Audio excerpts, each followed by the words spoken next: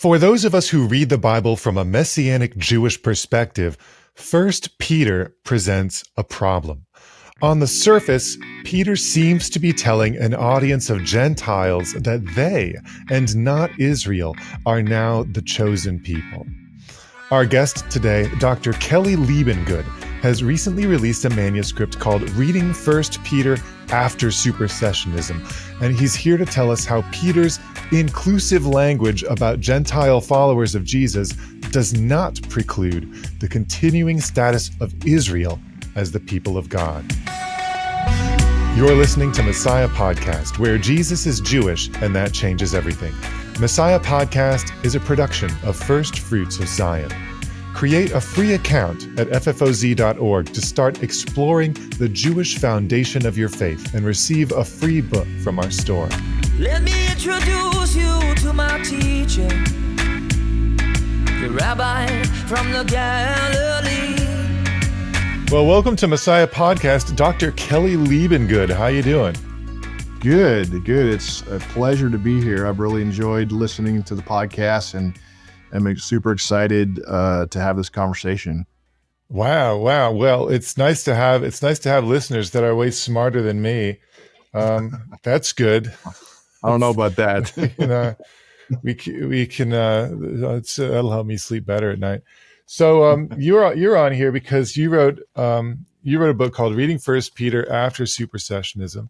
You put that up there on the screen. It's part of a series of monographs about reading different books after supersessionism.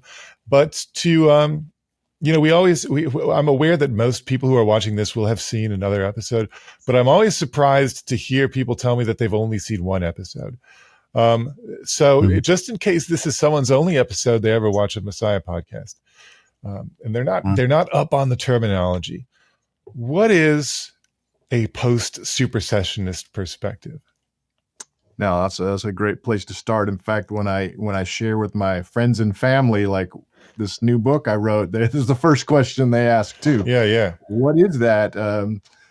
So I think it's maybe as a starting point, it's probably helpful to kind of highlight that this, what we might call post-supersessionist approach, has two assumptions. One assumption is that the New Testament, the field of New Testament studies and the way that we read the New Testament is really dominated by what we might call supersessionism. And I'll get to kind of what that means in a second, but supersessionism, not just as a doctrine, but as a reading strategy. So as a way of making sense of how a particular text is to be read and how it fits with other texts, both in the New Testament and also the Old Testament. And then I think the second assumption of a post-supersessionist perspective is that this supersessionist approach is misguided, that it's actually not a faithful way of reading. So having said that, I think post-supersessionism is a family of theological ideas. So it's not monolithic. It's not like there's post-supersessionist approach, right? There's a lot of different, a lot of variants. But I think what they share is the common affirmation that that God's covenant with the Jewish people or Israel, whatever terminology we want to use, remains, that it's irrevocable, and that this affirmation is central to what the church and what the scriptures teach. And so maybe to say it in another way, that post-supersessionism rejects any notion that God's covenant with the Jewish people has been revoked, cast aside, handed over to someone else, that it affirms God's ongoing work with Israel, with the Jewish people, affirms the Torah as a marker of Jewish communal identity, also, and so in a nutshell, it sees replacement theology or supersessionism as an unfaithful description what the Bible teaches about God. I think that's important, and also what it teaches about the people of God. So that would be kind of how we try to summarize it. I think it's important. I think it's important. I'm sure we have some viewers that view the Academy with some degree of cynicism. And it's like, oh, we're looking for a more politically correct reading, and we found it here. And we're not throwing away Jewish identity anymore because people's feelings were hurt. And that's actually not what we're talking about. We're saying a post-supersessionist view is just more accurate. Like it gives us better tools for understanding what the Bible is saying and for interpreting, particularly New Testament texts, more accurately, and understanding what those authors were trying to tell us. Yes, I think that's an important point. I think I do imagine that there are probably some that lean towards post-supersessionism that perhaps initially got oriented into it for maybe sort of those kinds of sociological reasons, right?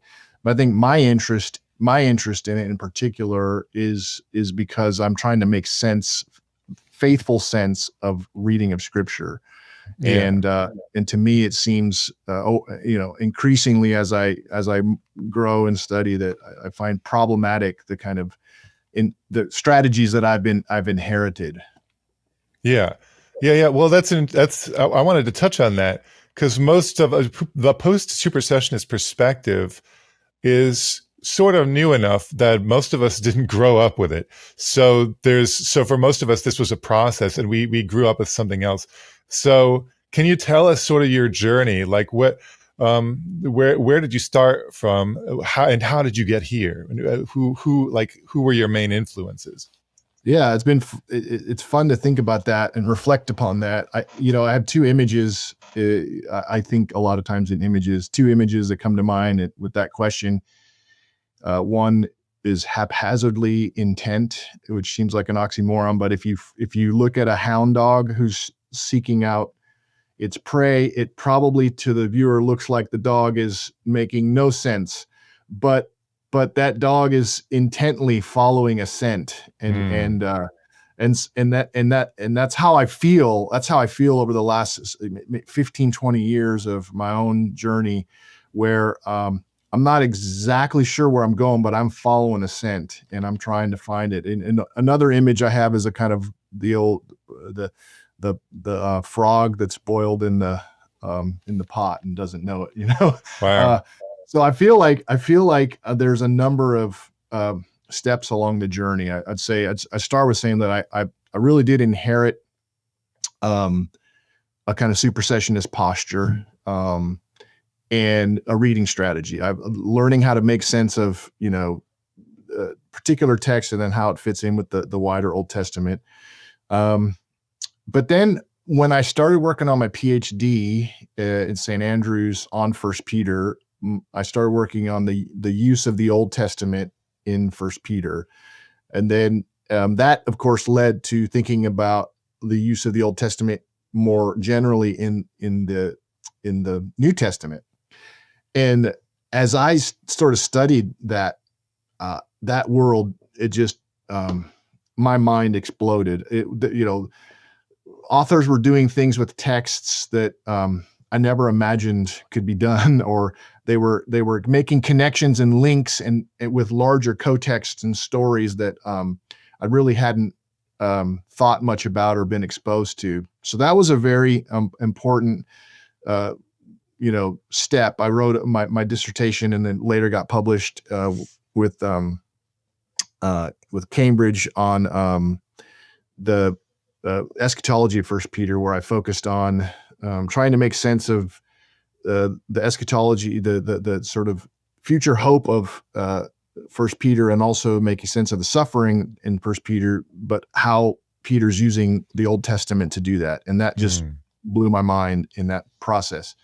So that was kind of first step. But I would say another interesting step was when I came to where I'm at now at LaTourneau University. I started teaching freshmen and sophomore a class on how to, we teach a class called Biblical Literature, but it's basically trying to understand the whole Bible as one unified narrative. So I started teaching that, And just in the teaching of it, I just realized there's some interesting incoherence in a lot of the ways that I think about the story.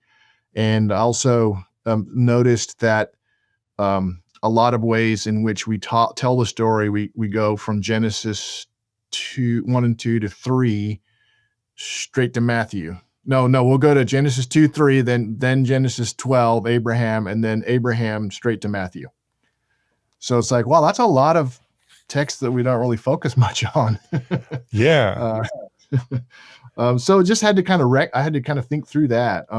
Then I started preaching every Sunday too. I founded a church here where I live in Longview.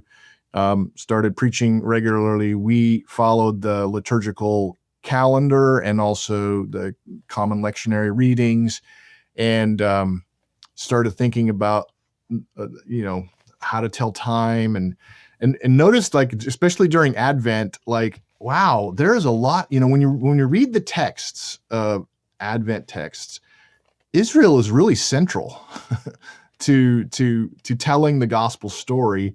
And yet I realized that my account of the gospel didn't seem to have that same Israel weight that it needed.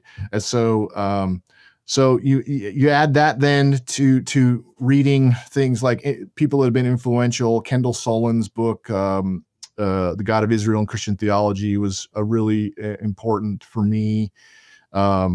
George Lindbeck had a little essay on reading Paul that was important. And then I kind of got exposed to Mark Kinzer. He was super helpful. Rudolph and Willis's intro to Messianic Judaism was really helpful. And then the recent kind of turn in gospel and Paul scholarship on what we might call reading gospels within Judaism or reading Paul within Judaism. Just like a lot of things just started making more sense and cohering better. I mean, in one hand, it's been very disorienting for me. But on the other hand, I'm finding new coherence that I've never had before. Yeah. That makes sense. Yeah. No, it does. It makes more sense. Like, it's easier, wherever you are in the Bible and you're looking at a passage and you're trying to figure what's happening here. It's just much easier to answer the question in a post-supersessionist perspective, because you don't have to do some wild contortions to make it be about something other than what it's obviously about. I think it's fun to hear that you're preaching through the lectionary. It reminds me of this book that I think I have a copy of somewhere, Ronald Allen and Clark Williamson, Preaching the Gospels Without Blaming the Jews, a lectionary commentary. Oh, wow. That's interesting. Yeah. So there are other people that are preaching the lectionary, but specifically like trying to recover a perspective that's not anti-Semitic at the very least. Yeah. So yeah, that's neat. Okay, so First Peter. I know when I have a little degree. I have a little 96-hour Master of Divinity degree with an emphasis in theological studies, which give me enough of a taste to know how difficult it is to do what you've gone through to get that PhD. I estimate it's about 10 times harder, but I got a taste of it. But most of what I was interested in was Paul at the time. And this was, I don't know, 15 years ago or something. So I'm thinking like what was even available back then? Who was out there in the academic world? We had Kendall Solon, we had Mark Nanos, we had a lot of stuff on Paul coming out. Yeah. And that was, and Paul is where you go and you find all these verses for the most part that could give you problems from a post-supersessionist perspective. But there hasn't been as much done on First Peter, and I wondered what led you to First Peter? Just thinking like, well, this seems to be like fertile ground. Like there's a lot of work to do here, and I'll go ahead and do it. No, my journey to First Peter actually comes out of my missionary context. So I was a missionary in Latin America and Costa Rica. I taught at a seminary before I came back to the States.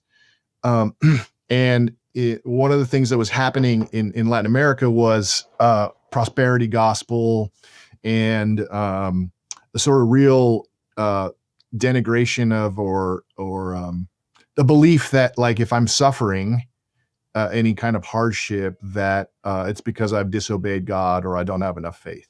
Wow.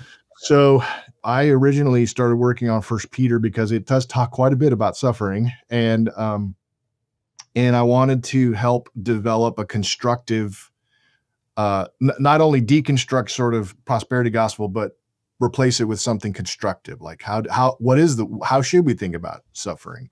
So that's how I started with First Peter. As I began to study First Peter, more and more, I became very interested in what I refer to as the kind of identity formation strategy. So just very interested in like how is this text helping us as followers of Jesus understand who we are, why we're here, what we're called to, who is this God that we're following, really. And so, that led me to the Old Testament stuff that I mentioned earlier. But then as I've kind of continued to wrestle with the scholarship of First Peter, I've been kind of unsettled with the lack of awareness of the significance of audience, like how we whatever we come down on in terms of who we think this is being written to, actually maybe more than any other New Testament letter impacts how we interpret this text and what it's saying to us in terms of identity formation. And so I just kept encountering, statements like, noticing the kind of phenomenon that are happening in the text, but then not really following that up with like exploration of what this means. I mean, I think about one commentator that said, whether, did this big study about the audience and then says, well, in the end, it doesn't really matter. It's like, okay, I think it does matter, actually. It matters significantly.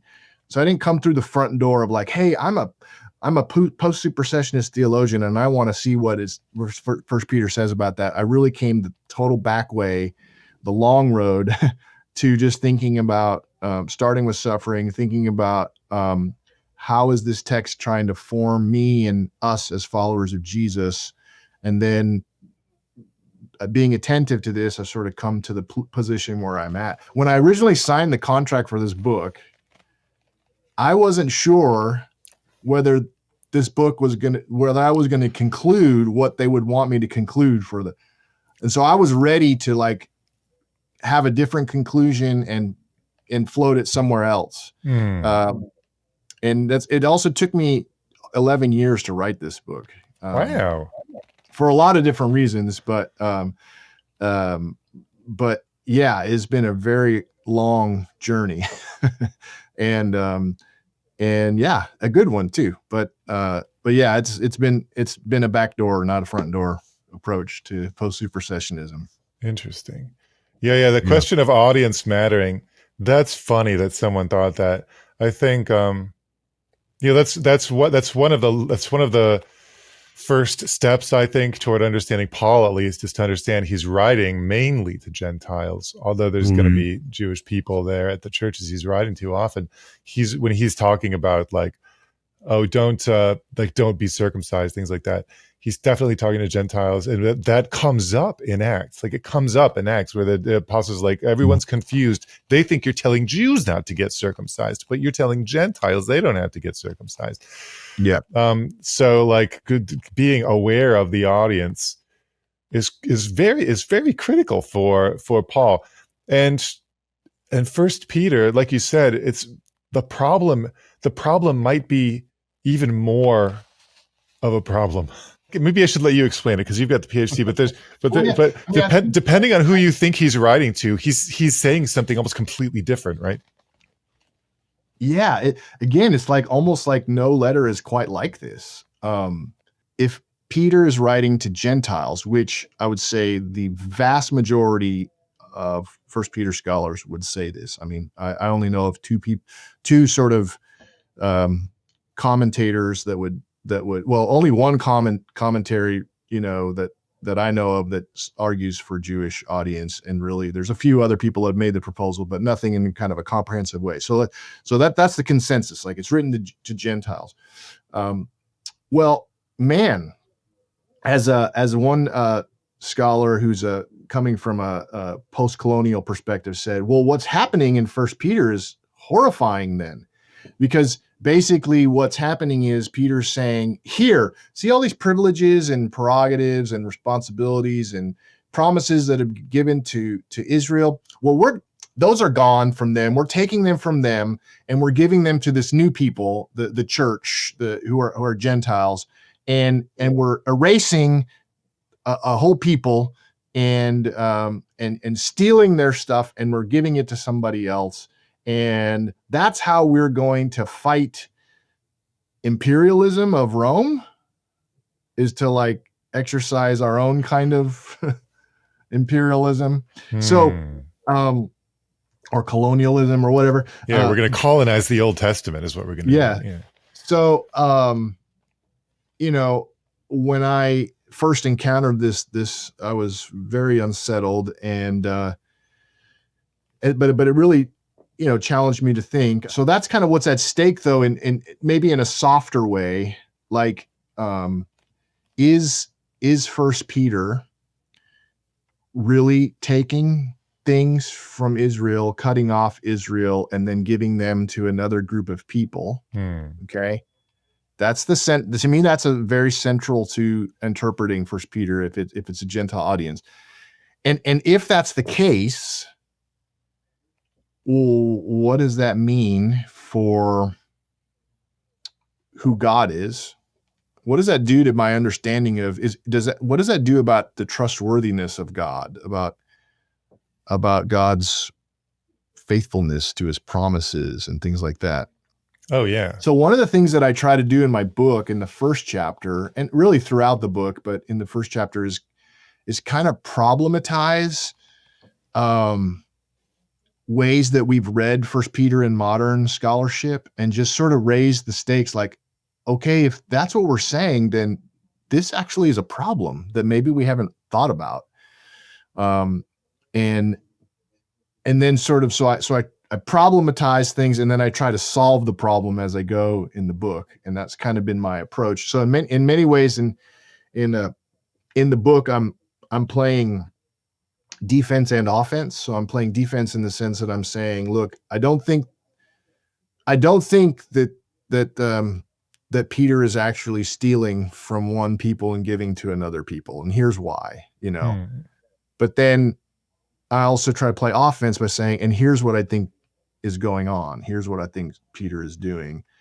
So, but I'll say this, you might find this interesting, that for the first 7 years of my research on this book, what I was trying to do was prove that the book was written to Jews. Wow. Because that solves a lot of problems really fast. Oh, yeah. It's like, great.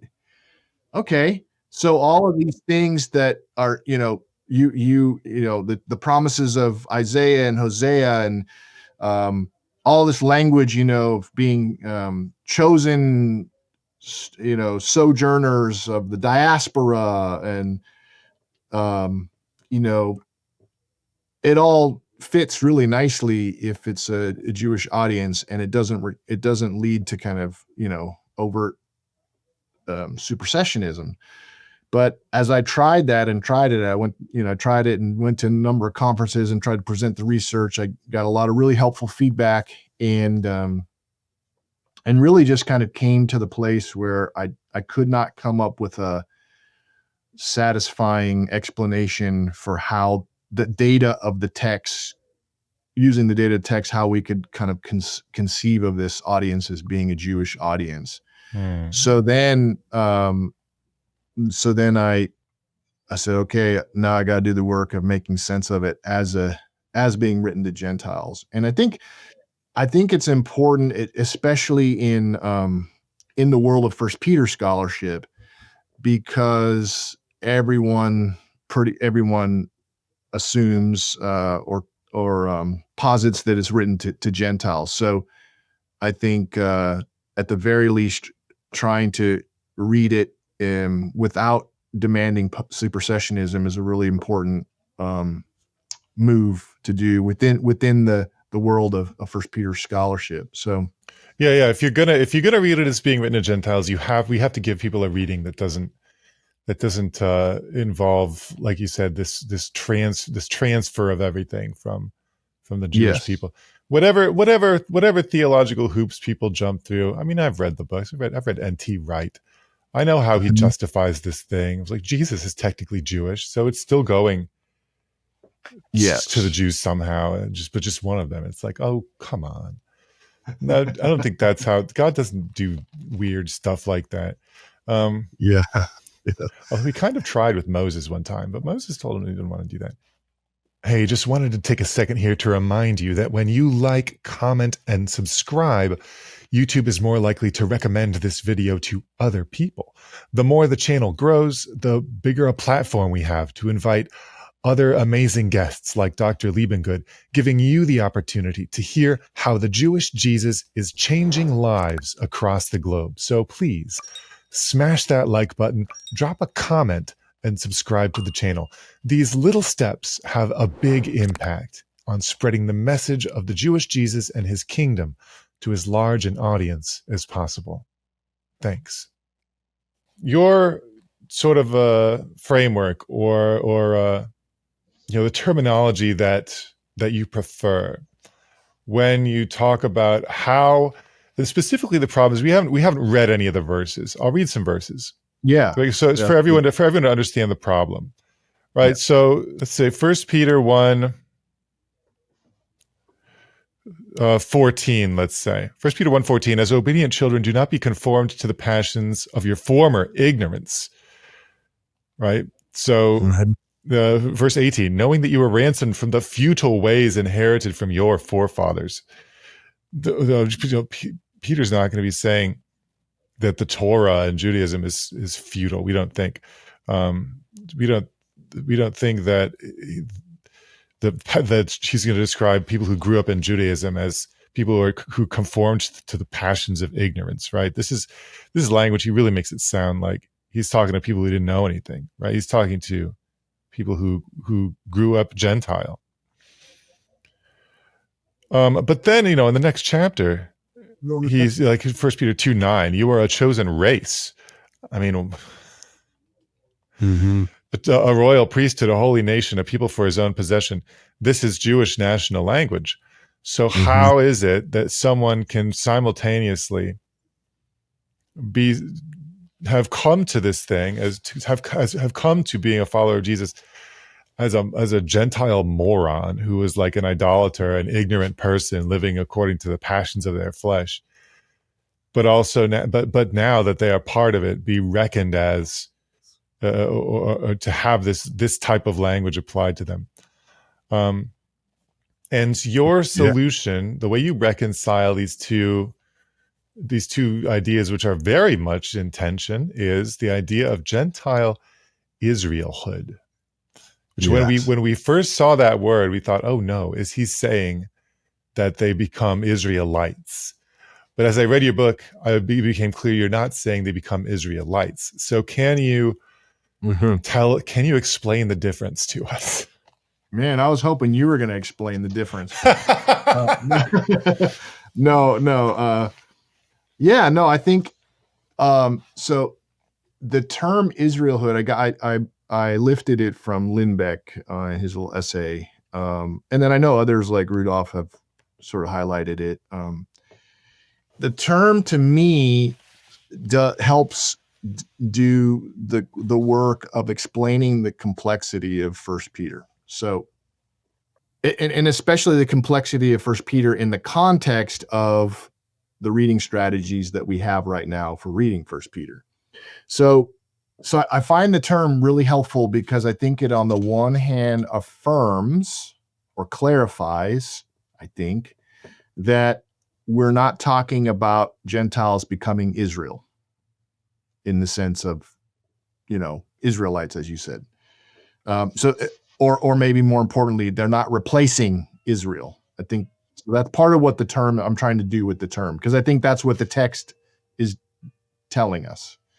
And then, but at the same time, I think in a lot of very direct and indirect ways, what Peter is doing with this text is saying to Gentiles, you belong to the God of Israel and the people of the God of Israel. That you belong, and you're a part of this family. You now need to think about your story in an Israel-centric way.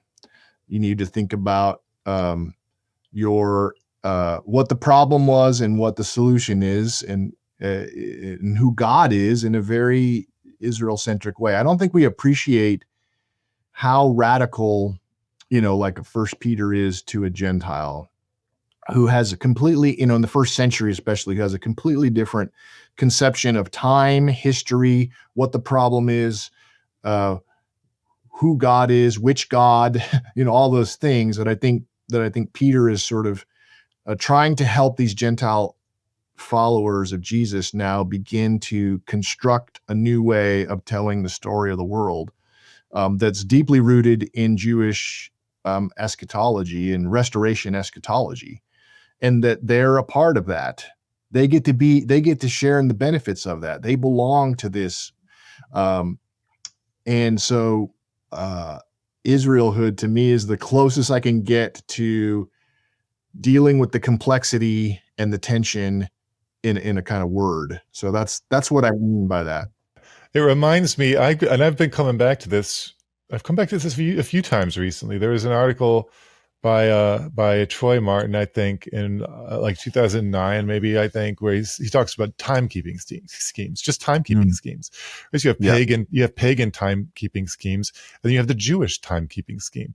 And if you're a Gentile and you've joined the Jesus movement, those are your options. You can keep your pagan timekeeping scheme, and all of the things are named in the honor of false gods and emperors and things like this, or you can adopt the Jewish timekeeping scheme. Now, they probably go outside once in a while. They have to know what day it is. But as far as like their religious calendar, where their heart is at, they're going to be thinking about the Jewish calendar. And that's one aspect, right? I think about like Paula Fredrickson, who writes a lot about this. These people, their whole lives were centered around the worship of these gods, what we would call them idols, and it's just permeated every aspect of their lives, to the point where when they decided to become monotheists, they put themselves in severe danger in a lot of different ways, because they're abandoning it's not like today where you can pick a religion from a list and no one cares, right? It's at least in America, exactly. Right? Like no one cares what religion you are. It was like, well, it was like treason, right? She calls it cultural treason. Absolutely. So this idea of identity formation and telling people like, hey, even I would say outside of the context of First Peter, even just like any Gentile in that time coming to Jesus, identity formation is a huge problem. Like, who am I now? Am I still this? Have I become that? And I have a beef with the apostles, which is that they didn't give us a complete ecclesiological framework. Mm-hmm. They acted on the exigencies of the time, and they did not sit down and write a theology textbook for us. And there just but it's really been helpful for job security for biblical scholars, so we appreciate that. Yeah, I guess. And but it's like, I love these books, the reading books after supersessionism. That's a great like foray into biblical theology, right? Like what did the author of First Peter, what was he trying to say, and to whom? But it's like thinking about the work that has to be done after all that work is done, which is, okay, how do we, if we're going to believe, like for Messianic Jews who believe in the canon, right, of the New Testament, well, how do we put it all together now, right? And how to systematize it? And like, wow, is it even worth it? Is that even Judaism? Do we need to do that? Like, I don't know. Yeah, I think sometimes it's helpful to read a text and really immerse yourself in kind of the way in which the first readers would have heard this. Oh, yeah. To appreciate how radical some of these things are for those hearers. I mean, one of the things I do in the book is really compare and contrast the way in which Peter talks about time and the way in which the Roman imperial ideology of the day talks about time. And you realize that they're literally totally contradictory, and that to embrace and embody what Peter is calling his readers to is actually it's treasonous. It's a political act against the kind of norms of the day. But what I try to really underscore is that thing that Peter's pointing to is actually, it's Israel's story. That's what's countering Roman imperial. It's the story of restoration of Israel, that it's underway, that the covenant is renewed in Jesus, and that God is gathering his people. And so, we don't think about how like explosive that was, really, Yeah. I think, we don't think about it, and that's kind of sad because, and I love your chapter on like the Roman realized eschatology and this idea that now essentially nothing's ever going to happen again. It's Rome forever, and we're just going to be on top of the world forever, which in retrospect seems kind of dumb because it didn't happen, and it looks like hubris. Yeah. Right. But like, how many American evangelical Christians would read like Francis Fukuyama's book on the end of history, and how now that the Soviet Union is gone, it's America forever, and we're going to be on top of the world forever, and nothing's ever going to happen again. And like, can we see the hubris in that perspective? And again, I think for a lot of us, it can still be a radical shift to say, actually, the arc of history, where that ends, is with a Jew ruling the world from Jerusalem. Like, Jesus is going to come back. Like, that whole eschatological scenario has not come about yet. And when you don't know that, a lot of people are falling into like a new apostolic reformation type of Christian nationalism, or a Joel Whedon type of Christian nationalism. They look very different, but right. It's like, well, no, the vehicle that God's going to use to establish the kingdom is the United States of America, and it's just like, no, it's Israel. It's always, you got to have that is an Israel-centric ecclesiology and an Israel-centric eschatology. And for a lot of people today, I think that would still be a massive shift. And it feels like, well, what do you mean it's not America? And it's like, well, I'm sorry, that's difficult for you, but this is what the Bible says. I think that, and I think that's one of the values of I don't think we only should read the Bible in its original context, but I mean, there's lots of ways to read scripture that are helpful, but when you do try to get in touch with kind of the original context, it does confront us even today in ways that maybe we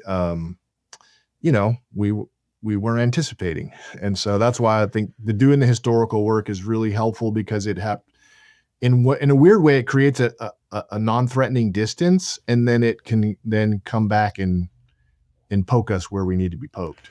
Yeah. Build you have to have a firm footing on the historical side before you can build the hermeneutical bridge. But then often it takes you to an uncomfortable place. But I think if it doesn't, something's wrong. The Bible says no one's there. No one's even Paul said, not saying I've attained anything in Philippians 4, right? So it's like we're on some kind of journey if we're not being challenged. Yeah, I mean, I think I deal with my students with this all the time. It's like the Bible is not just there to give us inspiring thoughts. It actually, as Paul says, it's for correction and rebuke. Yeah. So when we come to scripture, we need to be open to that as well. I mean, I hope we're encouraged, but I also think that a lot of times we need rebuke and correction as well. Yeah. And you're right. We need both. Like children. We're like children. We need to be corrected, but we also need to feel God's great love and mercy and understand those absolutely. Too. Yeah. All right. So I want to revisit the question of audience now, because our director of education, D. Thomas Lancaster, and some Messianic rabbis that he's talked to take a view that is different, but in a way it's similar.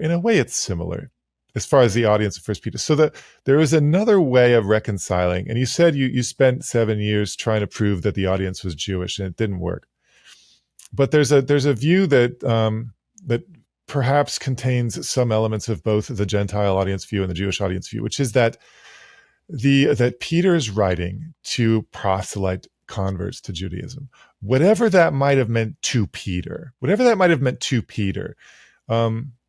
because we are not.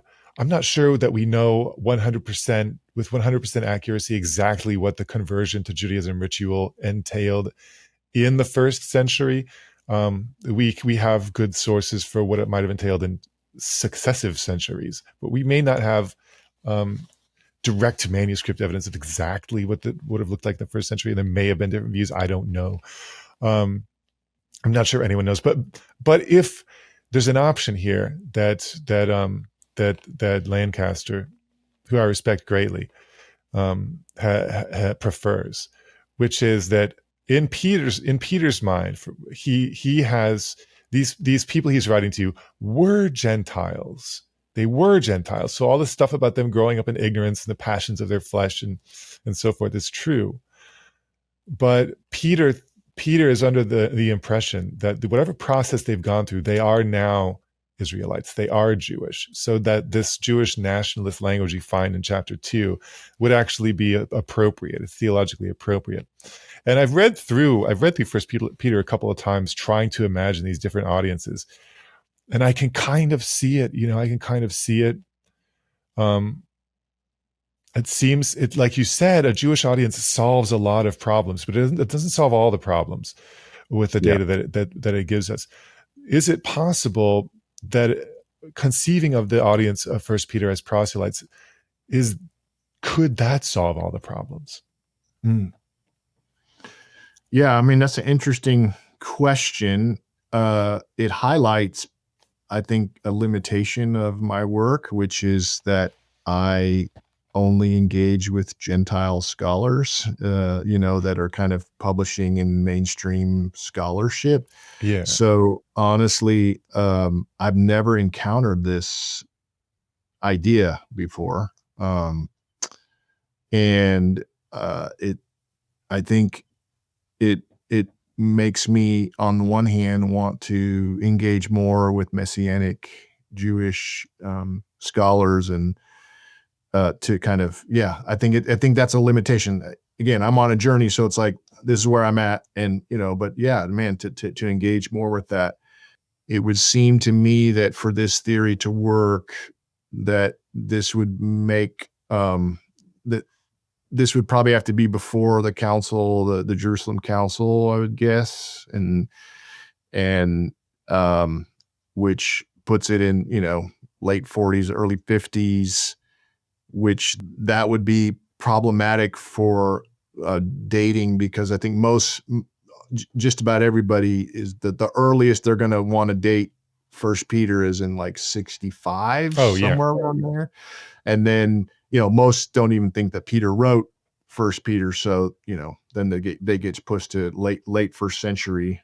And there are some decent reasons for that. I mean, the letter seems to be from Rome.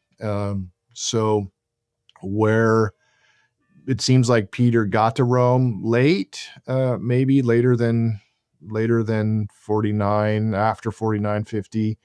And then there's this term in First Peter at the end, Babylon, which has really been, I would say, the main reason why scholars put a late date on First Peter, because that term Babylon, to refer to Rome, doesn't come up until after 70 AD, till the destruction of the temple. So that's why a lot of people date First Peter later on in the 70s and beyond. So, so that's one thing. I also think it's interesting, the lack of discussion about Torah, adherence, food, the customary tensions that Gentiles have with, Jews and and all of that. There and then ultimately, I think I would want to know more about how to explain the kind of suffering that's happening in First Peter. How does this proposal make sense of that? Yeah, the rhetorical exigency. What is it then? If these people Yeah. are recognized as Jews by everyone, why would they be persecuted? And what? Yeah, because in 5:9, 1 Peter 5:9, he describes it as that which brothers and sisters are experiencing in all the world.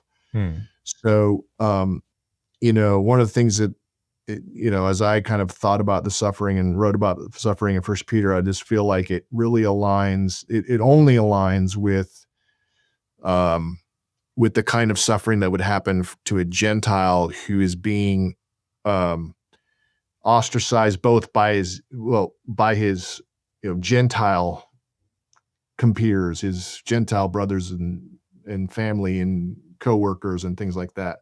So anyways, that's my initial sort of thought is like, Oh, for sure. It'd be interesting. I'd love to try it out, like try it on. But I feel like it does have some obstacles to encounter. Yeah. I think we would not say that this was written before the council, but I think we would. What the postulate is in the time between the Great Commission and the Jerusalem Council, maybe people were being brought in as proselytes. And then that may have stopped after the Jerusalem Council, or it may have been that not everyone really agreed with what James said and kept doing it. And there may have been this community of proselytes. However, I'm aware of the difficulty of postulating that without other evidence, other textual evidence.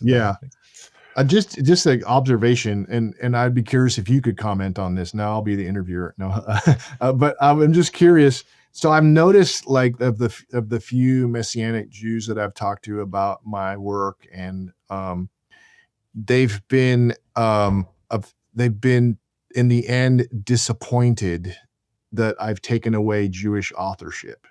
I mean, Jewish audience.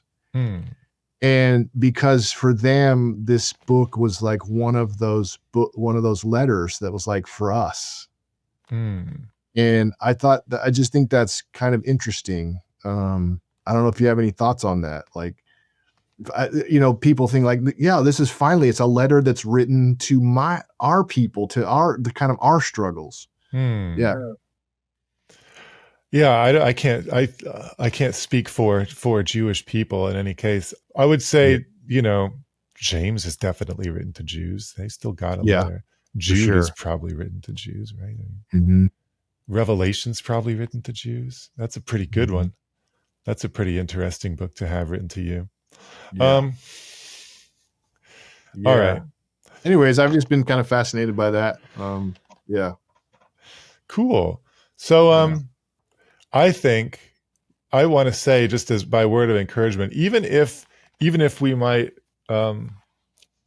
struggle with issues of audience, I think we still need an ecclesiological framework for Gentile followers of Jesus, because it's the question of the relationship of that group of people to Israel is explained through these metaphors, right? It's like you're grafted onto a tree.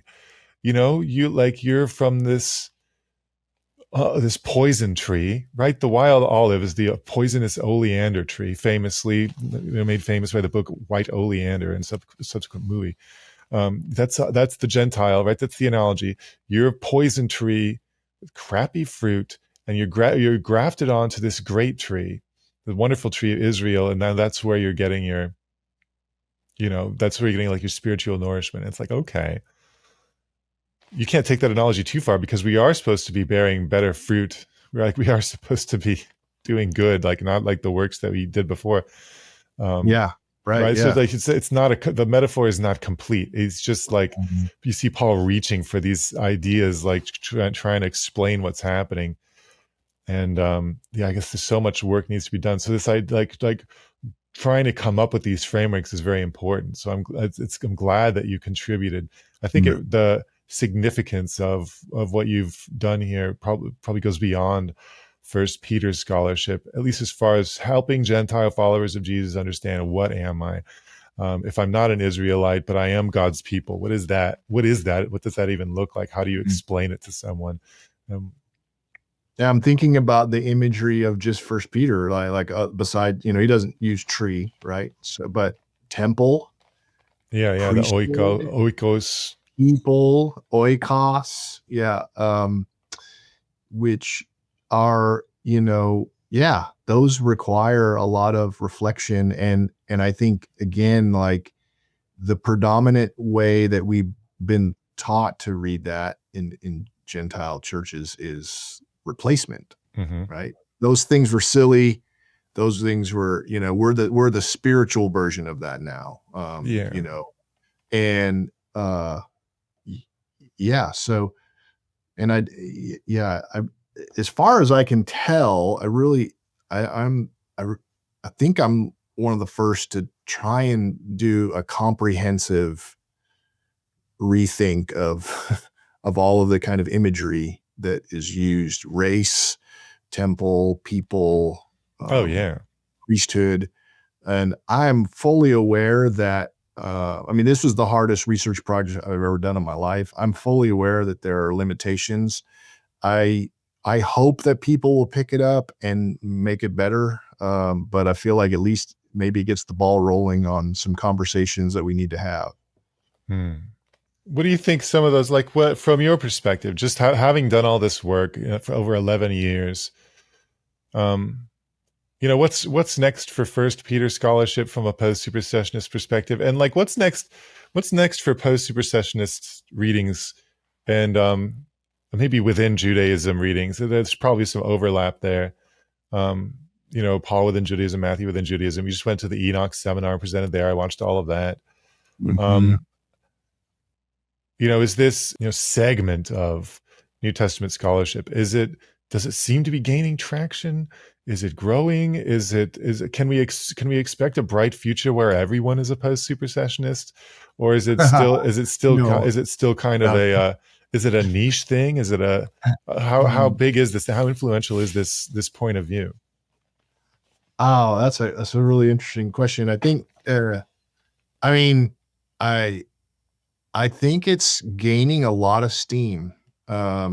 Maybe not so much post-supersessionism, but definitely the within Judaism, like trying to take these texts and understand them as foundationally kind of intra-Jewish dialogue, or reading them within the kind of the conceptual world of Judaism. So I think that is really taking off.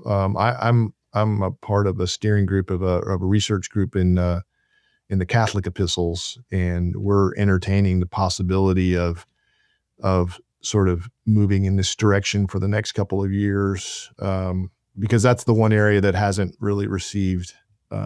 It's been Paul and the Gospels, but what about the rest of the New Testament? So I think it's definitely gaining a lot of steam. I think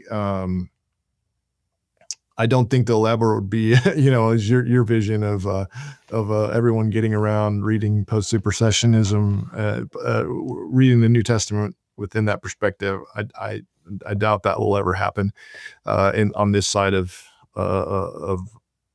Christ's return. But I think it is also has been a very disorienting for many. It's kind of disorienting the field as a whole. Like, we're like, oh my gosh, whether it's in gospel studies or Paul, I think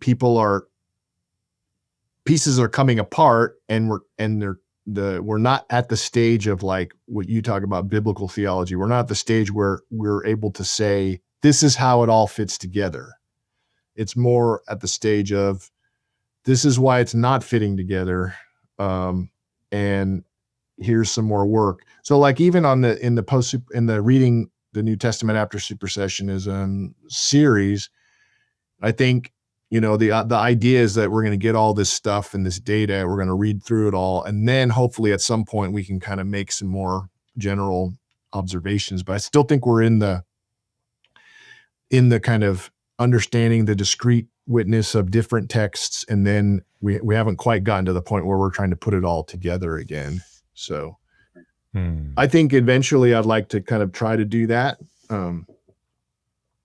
But but that's going to be, I'm particularly interested in my next project of reading the texts that talk about the meaning of Jesus's death in a post-supersessionist way, in a way that takes the logic of covenant and sacrifice from the Hebrew Bible into account as we interpret how the New Testament authors are interpreting the death. And so, and then offering from that maybe a more comprehensive understanding of how to understand the Christian life and make sense of Jesus in a fresh way. But anyways, that's another story another time. Cool. Yeah. I've thought a lot about what Messianic Jewish theology can look like or might look like. Because Jewish and Christian approaches to systematic theology look different, Yeah. So what is it? What does the synergy look like? It's not probably going to be my job to decide that, but I've thought about it a lot, and I still think about it. Jewish theology is so grounded in like the Sinai event, right? It's like everything goes back to that. God said this on Mount Sinai, he gave the Torah on Mount Sinai, and that's why we have these mitzvot. And like, as far as these questions, what other things can we know about God? It's like, what are you talking about? Like, why do you think you can know more about God than what he told us in the Torah on Mount Sinai, right? Like that's whereas you get into like the Christian theology, and there's a lot of like, well, what are you like? Let's see how far we can take this. Let's take this football and keep running with it. See how far we can go. What other things we can figure out? Which I don't think I'm not going to say that's wrong either, but it's fascinating. It's going to be fascinating to see like people like Mark Kinzer theologize, Jewish believers with PhDs theologizing. I'm excited about that. Richard Harvey, some of these guys. Yeah, I'm excited about the next generation of Messianic scholars that are coming up, and hoping for, I don't really know how to make this happen. You guys are probably in a much better position to do this, but like, hoping for more of the kind of dialogue, because I still feel like even the scholarship that's done, what we might call the within Judaism scholarship, it feels to me still like it's Gentiles doing their thing over here, and then it's Messianic Jewish people doing their thing over here, and we live in two totally different worlds, and we're conversing with, we have our conversation partners, but we're not talking to one another. And so until we start doing the talking to one another, I'm not sure we're going to come up with a kind of comprehensive, constructive account. But I think if we started doing that, it could be really exciting. Like what would emerge, Yeah. Mendelssohn and Lessing. You think of the first few pages of Ed Sanders' Paul and Palestinian Judaism back in 1977, basically saying Jews have been talking about this, and we just haven't been listening. Exactly. They figured it out a long time ago. Yes. Which was really insightful. I think it's we need more forums for dialogue. I mean, the hard part is we live in a world with algorithms and everything else that we're not really encouraged. We're beyond our echo chambers. So I mean, this is going to be a real challenge. Like we got to have to work really hard because it's not, the trajectories are not moving in that direction. Yeah. I thought it was cool that you would engage with so many different types of secondary literature on First Peter. Post colonial perspectives, things like that. It's like, yeah, you're not just you're engaging with all of these different viewpoints. I think that's really valuable. Trying to, yeah. Yeah, well, the problem is the longer time goes by, the more there is to engage with, and it gets to be a little much. So Yeah. I'm getting used to seeing people say in their monographs, like, I'm going to pick 5 people to engage with out of the thousands who have written about this. It just is a representative sample. It's like, what Yeah. more can you do, right? Yeah. But we'll get there. So I wanted to ask, we're coming to the end of our time probably here, but a couple more questions. One, I wanted to ask, I've been a pastor, and identity formation of a Gentile follower of Jesus, obviously, it sounds important. It sounds important from a pastoral perspective, but it may not be immediately obvious for any pastors who may be listening. I hope my pastor listens to the podcast. What is the takeaway for them? Like at First Baptist Church, Anytown, USA, what should this pastor in these communities understand about Gentile Israelhood? What does it change for them? That's such a hard question and good question. And it's the question I get every time I try to explain what I did. Like I'll speak to somebody at church. What did you just write? And I'm like, okay, first I got to explain all these words. And then I tell a story for like 20 minutes. And then the first response is, okay, so why does this matter? Yeah. So what, Dr. Liebengood? So what? And so, yes. And so I kind of, sometimes I'm a little embarrassed at like my lack of really compelling response, but I'll give it a try with you. Why this matter? Well, for one, I just want to be honest. Like sometimes when I'm immersed in this kind of world, I feel like sometimes like supersessionism is insurmountable. In terms of when I look at the way its influence on everything, on the way we read texts, on the way we think about who we are, on the way we think about what we're doing at church with sacraments, for example, with the way that we tell time in the Christian calendar.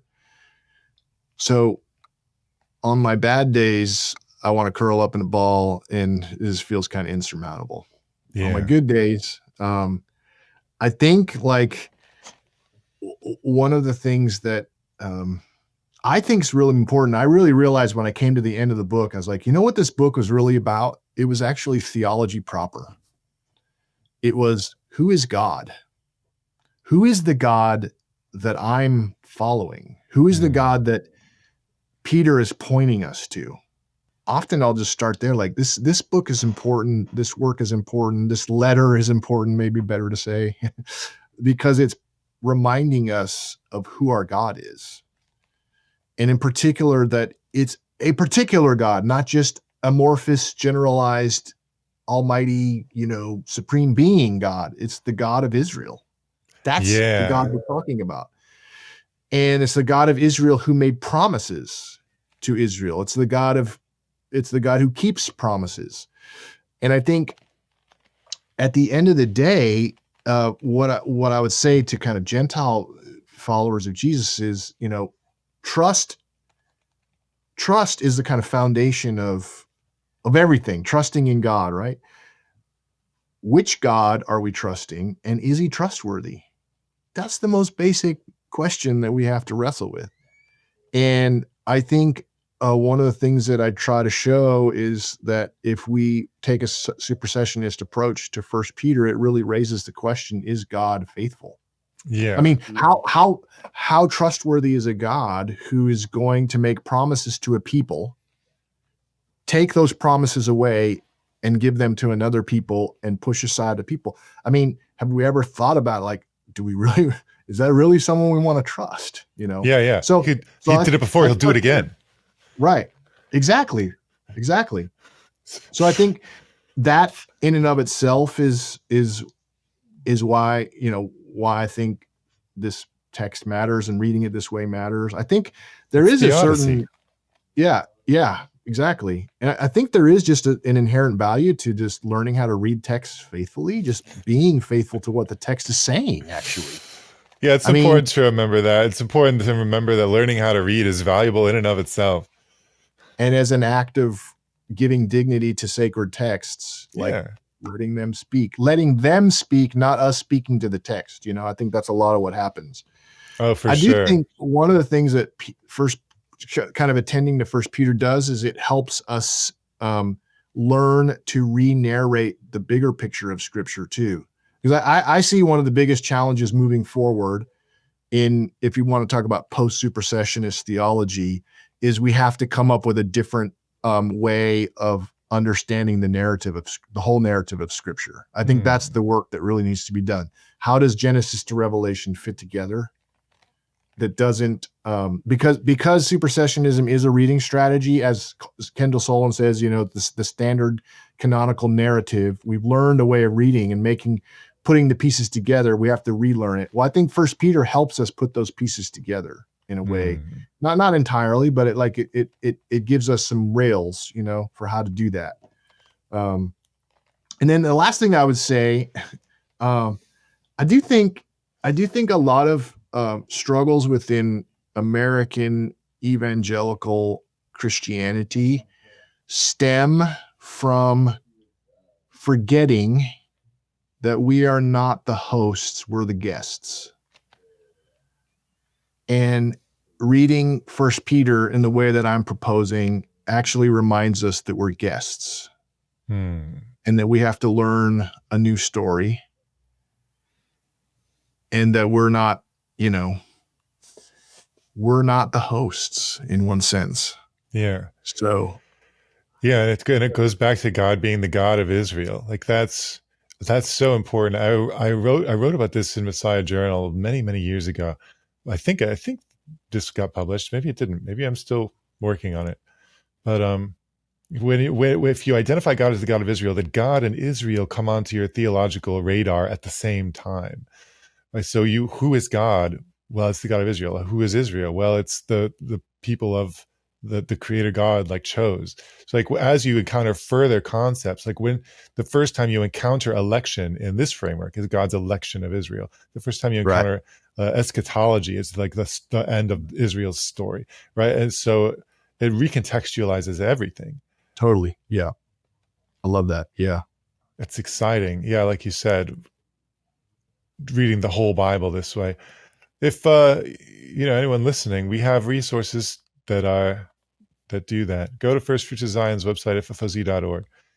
Check out Torah Club. We can walk you through large swaths of the Bible from a Messianic Jewish perspective. So I think that's all. The major questions I have. Unless is there something really cool in your book that you want to tell everybody that we didn't hit on for whatever reason? I don't know if I'd ever use cool to describe anything. Well, cool for a Bible nerd. Cool for a Bible nerd. No, I mean, I think we covered a lot of really kind of essential parts of it. So I really appreciate it. Again, I'm just super grateful you spend all this time writing, and will anybody read it? And so I'm grateful for people that take interest in the you can see I read this book. I took it with me a few different places. It's got a little roughed up. If it doesn't have any coffee stains in it, was it really red? I just, you know what I do in the morning? I make a tiny little espresso and I just chug it. It takes about 5 minutes, and then I'm on with my day. I don't enjoy it. I don't enjoy it like I should or like I could. Yeah. You're like an Italian. That's what Italians do too. So maybe you have some Italian in you. I lived there for 3 years, but I feel like they do sip it. I feel like they do sip it. I don't know. I just pound it. That's something wrong with that. That's all right. Well, what projects are you working on now, and how do you have social media? Are you trying to become an influencer? Do you want people to follow you on X or Blue Sky or something? I don't. I don't have a great social media game, but I do have a blog that I occasionally reflect on my, talk about sort of either things I'm researching or life as a professor and a dean and a pastor. Kelly D. Liebengood at blogspot.com. So I'm got kind of a, it's sporadic. And then Instagram, I'm pretty old school in that I don't have a great game of, I'm not a social influencer. Yeah, me neither. I just don't, I find that I don't have the, because I feel like part of the role, if you're going to do that, is to actually engage with people that respond. And I don't have the time to do that. I feel like I need to really be present in the place that I'm at with the people that I'm with. And I find it really hard to do that and be on social media a lot. So there's something to be said for that. We all have real people all around us. What about them, huh? Yeah. Exactly. All right. Well, thanks for writing the book. You can find the book wherever fine books are sold. And thanks for giving us some of your time today, Dr. Kelly Liebengood. It's been delightful. Thank you so much. Well, thanks for joining us today on Messiah Podcast. If you enjoyed this episode, please leave a review along with a 5-star rating. If you want to learn more about the Jewish Jesus, create a free account at ffoz.org and start studying the scriptures from a Messianic Jewish perspective. We'll even give you a free book. Messiah Podcast is made possible by the generosity of our First Fruits of Zion friends. FFOZ friends are people like you who partner in our mission to reconcile disciples of Yeshua with God's prophetic promises to Israel. Tune in next time for more great conversations. Until then, I'm Jacob Franzak. Shalom. Put your hand in mine together. We will walk in harmony. Let me introduce you to my teacher, the rabbi from the Galilee. Let his word cover you.